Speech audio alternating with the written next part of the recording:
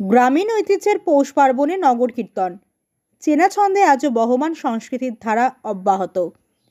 বাংলা বর্ষের ক্যালেন্ডারে পৌষ মাসের শেষ দিন, বাঙালির 12 মাসের 13 পার্বণের অন্যতম উৎসব পৌষ পার্বণ। ঘরে ঘরে পিঠে পুলির দারুণ আয়োজন। সাধ্যমতো বাঙালির প্রতি ঘরেই এই আয়োজনে পারস্পরিক মেলবন্ধনে সামিল হয় আপামর সাধারণ মানুষ।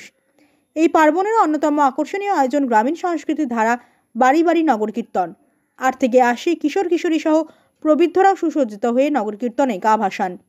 সমাজের প্রতিটি এলাকার প্রত্যেক পাড়া মহল্লায় দলে দলে খোল করতাল সহ বিভিন্ন বাদ্যযন্ত্র বাজিয়ে নগর কীর্তন অনুষ্ঠিত হয়।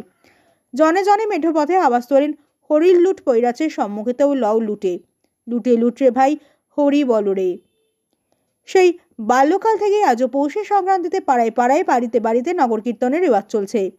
এ যে বাঙালির কত বড় ঐতিহ্য ধর্মে আবদ্ধ হয়ে পড়ায় তা ধরা পড়ে সেই দিনই।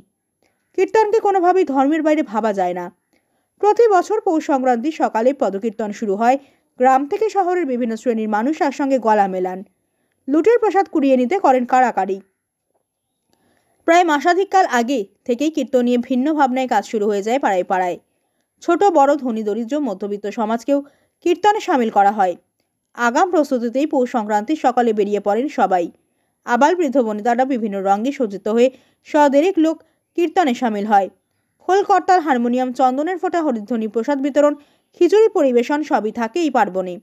কিন্তু বর্তমান সময়ে আধুনিকতার ছোঁয়ায় অনেকটাই যেন হারিয়ে যেতে বসেছে পৌষ সংক্রান্তির নগর কীর্তন। আজকাল নগর কীর্তনে আগের মতো আর সেই প্রাণের ছোঁয়া নেই। কীর্তন বলতে শুধু নাম সংকীর্তনকেই অনেকাংশে পুঁজি করে চিরাচরিত রীতিকে ধরে রাখতে হচ্ছে।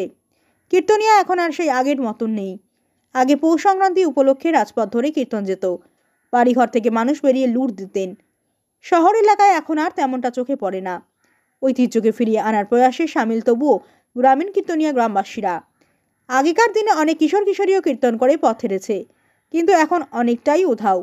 এ ধরনের সাংস্কৃতিক পরম্পরা জিইয়ে রাখা জরুরি বলে প্রবীণদের অভিমত।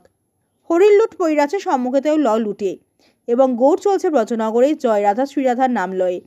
গৌড় চলে আগে আগে, নিতাই চলে পাছে, জয় রাধা শ্রীরাধার নাম লয়ে। ধর্মীয় আচারের বাইরে বেরিয়ে কীর্তনকে বাঁচিয়ে রাখতে হবে।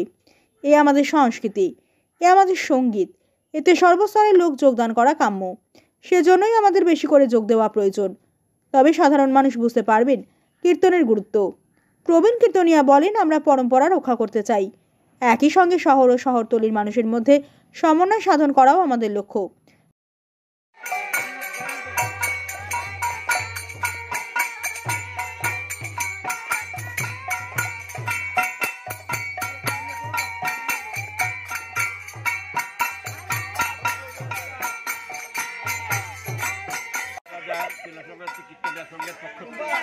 প্রতি বছরের ন্যায় এবার আমরা শিলাসংক্রান্তি উপলক্ষে মহাসংকীর্তন গান করেছি। আমরা প্রত্যেকের বাড়িতে গিয়ে আমরা নাম কীর্তন করবো এবং অনুষ্ঠানের মাধ্যমে সবাইকে সাদর অভ্যর্থনা করে আমরা বিকেলে আমাদের বল্লভপুর বাদামনাথ মন্দিরে এসে আমাদের কীর্তন সমাপ্তি করব এবং এখানে আমরা একটু প্রসাদের আয়োজন করেছি। এখানে সবাইকে অংশগ্রহণ করার জন্য আমি শিলাসংক্রান্তি কীর্তনের সঙ্গের পক্ষ থেকে আমি সবাইকে আমন্ত্রণ জানাচ্ছি।